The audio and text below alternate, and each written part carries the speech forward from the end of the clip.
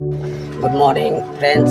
তো ৰাতিপুৱা টংলা ষ্টেচন আহিছোঁ। আমি টটো চলাওঁ, বাজাজ গগো। এইটো মোৰ এখন গাড়ী আদিত্য। তো ৰাতিপুৱা মই আহিছোঁ, তো এটা পেচেঞ্জাৰ লৈ আহিছোঁ।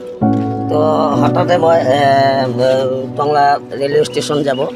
তো টংলা এইখন হ'ল ৰেলৱে ষ্টেচন টংলা। যোৱাৰ পিছত তাতে যায় আপোনাৰ গাড়ীটো জাষ্ট সোমাইছোঁ। সোমোৱাৰ পিছত টংলা পাৰ্কিংৱালা চাক, এইটো পাৰ্কিংৱালা পোষ্টেই, এইটো পাৰ্কিংৱালা চাক। ৰাতিপুৱা মাত্ৰ এটা এইটো চাক পাৰ্কিং লৈছে। আকৌ আপোনাৰ টংলা কি কয়, আকৌ আপোনাৰ টংলা আপোনাৰ পৰহি বা আছে, ইয়াকো দিব লাগিব পাৰ্কিং।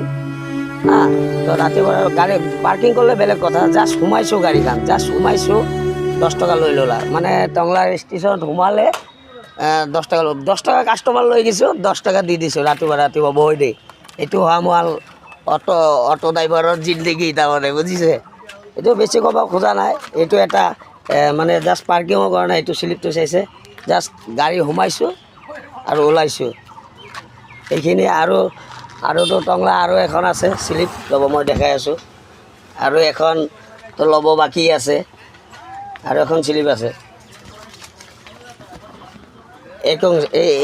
এইখন চাওক, এইটো পাৰ্কিং মহল চাইছে না। এইখন আকৌ পাৰ্কিং মহল, এইখন চাওক।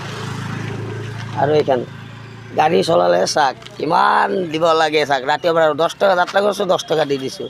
আৰু এটা জাষ্ট পাৰ্কিং কৰিলে বেলেগ কথা, পাৰ্কিং কৰা নাই, জাষ্ট সোমাইছোঁ গাড়ীখন, আকৌ ওলাই দিছোঁ। ইয়াকে আকৌ 10 টকা দিবই লাগিব। আকৌ কি কয়, হাই স্পীড গাড়ী 20 টকা দিব লাগিব। বা এইখন হ'ল আমাৰ টংলা দে। আমি সৰু মানুহ, কি কৰিব, সৰু জিন্দগী। ৰাতি আগত বেলেগৰ আণ্ডাৰত কাম কৰিছিলোঁ, এতিয়া নিজে কিবাকৈ ল'লোঁ আৰু গাড়ীখন। কি হ'ব, উপায় নাই আৰু দে। ধন্যবাদ।